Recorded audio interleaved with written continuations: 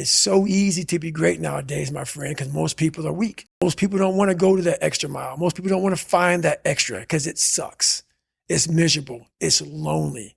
You talk about that you were kind of, lonely by yourself. I was the same way. That used to hurt me growing up. Now I fucking thrive in that shit. That's the only place to be. Well, that was one of the things that is so surprising about growing up through difficulty.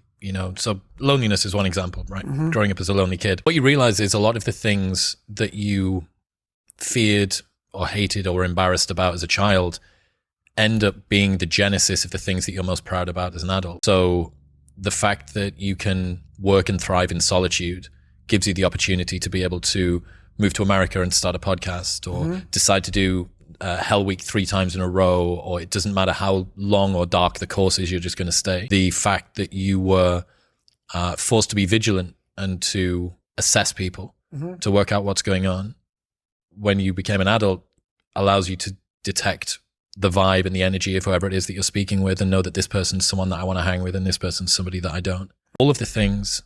In fact, I would go as far as to say there's not one thing in my life that I see as a pure advantage that doesn't have a dark side to it that mm-hmm. came about at some other point as well. Right. So one of the reasons that I spent so much time as a kid in my bedroom listening to audio tapes, because I didn't have anyone to play with, right? Only child, a little bit sort of unpopular.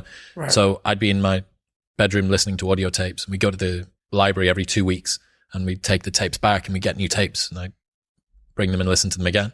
Right. But you roll the clock forward 20 years and what's the 2023 version of an audio tape? Podcast.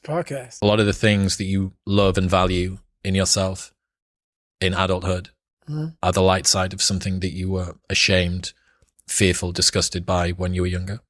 Yeah. I think that comes from overcoming. A lot of people, wonder, how did you become this? How you become so vulnerable? How are you doing a podcast now when you were this kid?